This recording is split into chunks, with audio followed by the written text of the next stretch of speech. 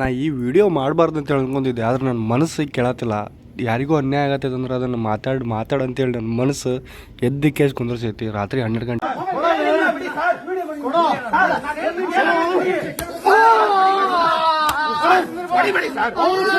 ಬಂದಿರೋ ಫೋಟೋಗ್ರಾಫರಿಗೆ ಚಪ್ಪಲ್ ತೆಗೆದು ಕೇಸ್ ಬರ್ರಿಯಪ್ಪ ಅಂತ ಹೇಳಿದ್ರು. ಒಂದು ಮಾತು 2 ಮಾತು ಬೆದ್ರು ಆಗ್ತಿತ್ತು. ಅದನ್ನ ಬಿಟ್ಟು ಕೇಸ್ ಅದನ್ನು ಹೊಡೆಯೋದು ಅದು ಇದು ಎಲ್ಲ ಮಾಡತ್ತಾರೆ.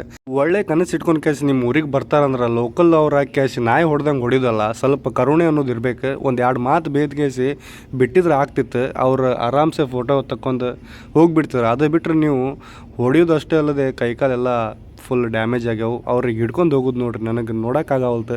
ಈ ಥರ ಇರ್ಬೇಕಾದ್ರೆ ಅಂಥ ಸೊಳ್ಳೆ ಮಕ್ಕಳನ್ನ ಎಲ್ಲರನ್ನೂ ಸಾಯಿಸಿಬಿಡ್ಬೇಕು, ಇಂಥ ಎಲ್ಲ ರೌಡಿಗಳ ಥರ ಮಾಡೋರಿಗೆ. ನೀವು ಲೋಕಲ್ ಅವರು ಅಲ್ಲಿ ರೌಡಿಸಮ್ ಮಾಡಕತ್ತಂದ್ರೆ ಬರೋ ಟೂರಿಸ್ಟ್ಗಳಿಗೆ ನಿಮ್ಮ ಮೇಲೆ ಕೆಟ್ಟ ಅಭಿಪ್ರಾಯ ಬರ್ತೈತಿ. ನಿಮ್ಮ ತಾಲೂಕಿಗೆ ಮತ್ತು ನಿಮ್ಮ ಜಿಲ್ಲೆಗೆ ಮತ್ತು ನಿಮ್ಮ ಊರಿಗೆ ಕೆಟ್ಟ ಹೆಸರು ಬರೋಂಗಾಗ್ತೈತಿ. ಇಂಥ ರೌಡಿಗಳನ್ನು ಮತ್ತು ಗುಂಡಾಗಳನ್ನು ಸಾಕೊಂಡಿರ ಅಂತ ಹೇಳ್ಕೇಸಿ ನಿಮ್ಮಂಥ ಪ್ಲೇಸ್ ಇರ್ಬೇಕಾದ್ರೆ ಜಾಗಕ್ಕೆ ಯಾವುದೋ ಒಂದು ದೊಡ್ಡ ಕನಸು ಇಟ್ಕೊಂಡು ಬಂದಿರ್ತಾರೆ. ನಮ್ಮ ಮದುವೆ ವೆಡ್ಡಿಂಗ್ ಫೋಟೋಗ್ರಾಫಿ ಮಸ್ತ್ ನಂಗೆ ಆಗ್ಬೇಕಂತೇಳಿ ಅಂಥ ಜಾಗದಾಗ ಇಂಥ ಎಲ್ಲ ಹಲ್ಲೆ ನಡೆಯಕತ್ತು ಅಂದ್ರೆ ಮತ್ತು ಜನರು ಹೆಂಗೆ ನಂಬಿಕೆ ಇಟ್ಕೋಬೇಕು ನಿಮ್ಮ ಊರಿಗೆ ಬರೋಕೆ ಮತ್ತು ನಿಮ್ಮ ಊರಾಗ ಟ್ರಾವೆಲ್ ಮಾಡೋಕೆ?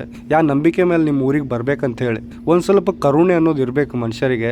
ಇವ್ರು ಸಿಗೋವರೆಗೂ ಆಲ್ಮೋಸ್ಟ್ ಆಗಿ ಪೊಲೀಸವ್ರಿಗೆ ಎಲ್ಲರಿಗೆ ಟ್ಯಾಗ್ ಮಾಡಿರಿ, ಸಕಲೇಶ್ಪುರ ಪೊಲೀಸವ್ರಿಗೂ ಟ್ಯಾಗ್ ಮಾಡಿರಿ, ಹಂಗೆ ಬೆಂಗಳೂರು ಪೊಲೀಸವ್ರಿಗೂ ಟ್ಯಾಗ್ ಮಾಡಿರಿ. ಇಂಥವ್ರೆಲ್ಲ ಗುಂಡಾಗಳು ಜಲ್ದಿ ಸಿಗ್ಬೇಕಂದ್ರೆ ನಾವು ಬೆಂಗಳೂರು ಕಮಿಷನರ್ ಅವರಿಗೆ ಸ್ವಲ್ಪ ಒತ್ತಾಯ ಮಾಡಲೇಬೇಕು. ಇಂಥವೆಲ್ಲ ರೌಡಿಸಮ್ ನಡೆಯಕತ್ತು ಅಂದ್ರೆ ನಮ್ಮ ಕರ್ನಾಟಕನಾಗ ಇಂಥವ್ರಿಗೆಲ್ಲ ಶಿಕ್ಷೆ ಆದ್ರನ ಸತ್ಯದ ಪರ ಜಯ ಸಿಗ್ತೈತೆ ಅಂತ ಹೇಳಿ ನನಗೆ ಅನ್ಸೋ ಪ್ರಕಾರ. ಯಾಕಂದ್ರೆ ಇಂಥವೆಲ್ಲ ರೌಡಿಗಳಿಗೆ ಇಟ್ಕೊಂಡ್ ಕೇಸಿ ಆ ಊರಾಗ ಗುಂಡಾಗಳಿಗೆ ಕರೆಕ್ಟ್ ಶಿಕ್ಷೆ ಆಗೋ ಮಟ್ಟ ಪೊಲೀಸವ್ರಿಗೆಲ್ಲ ಟ್ಯಾಗ್ ಮಾಡ್ಕೊತೀರಿ. ನೀವು ಎಲ್ಲ ವಿಡಿಯೋನಾಗ ಯಾವ ವಿಡಿಯೋ ಎಲ್ಲೆಲ್ಲಿ ಹಾಕ್ಯಾರ ಎಲ್ಲವನ್ನು ಟ್ಯಾಗ್ ಮಾಡ್ಕೊತೀರಿ ಪೊಲೀಸ್ನವರಿಗೆ.